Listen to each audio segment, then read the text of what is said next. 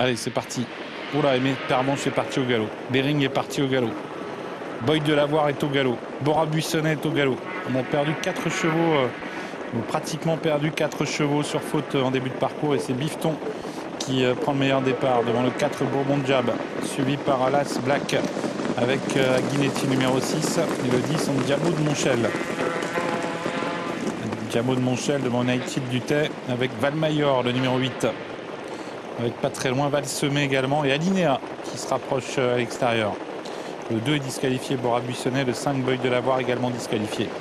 Avec les tribunes Bifton en vue, les tribunes en vue avec Bifton plutôt, avec le 10 Diamo de Monchel le favori. Alinea également qui se rapproche. Devant le 4 Bourbon Jab, suivi par Black, par le 14 United Dutet et le numéro 9 Valsemé.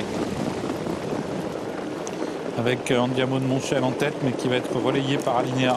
On sent que Gabi Gelormini ne veut pas chercher à contrer Damien Beaune, qui va pouvoir prendre la tête sans trop de problèmes. Alinea passe en tête pour aborder la ligne d'en face. Il vient couvrir Diamo de Monchel, suivi par Bifton, par Bourbon Jab, le numéro 4, devant Black. Black suivi par Guinetti, par également le 14 United Dutet. Début de la ligne d'en face. Alinea en tête, Diamo de Monchel qui est deuxième, suivi par Bifton numéro 3, par le 4 Bourbon Jab, devant Black le numéro 1 et avec Guinetti le numéro 6. Aimé de Pervenche n'a pas été disqualifié, tout comme Bering, tous les deux sont à l'arrière du peloton. Le peloton qui va bientôt se présenter dans le deuxième tournant, avec l'avantage pour Alinea. Alinea devant le numéro 10, Diamo de Monchel, suivi par Guinetti, par le 14 United Dutet, Bifton qui est à la corde. Bourbon Jab également à la corde, devant Black. Black avec Valsemé, Bering et Aimé de Pervenche. Alinea toujours au commandement pour revenir devant les tribunes. Diamo de Monchel toujours deuxième avec le 6 à Guinetti. Devant Bifton, United Dutet, suivi toujours à la corde par Bourbon Jab. Avec Valsemé le numéro 9 et avec Bering le numéro 13. Un tour de piste à effectuer avec Alinea toujours devant Diamo de Monchel. Bifton à Guinetti, le 14 United Dutet, le 9 Valsemé et à la corde le numéro 4 Bourbon Jab.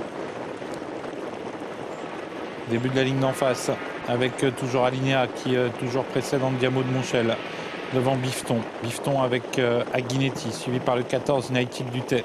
Valsemé qui tente de refaire du terrain. Ligne d'en face toujours Alinea, toujours au commandement et qui est poursuivi toujours par le favori Diamo de Monchel avec Guinetti.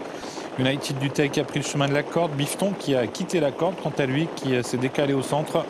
Alors que l'on se dirige maintenant vers le tournant final. Alinea toujours à Guinetti avec Diamo de Monchel qui pour l'instant patiente.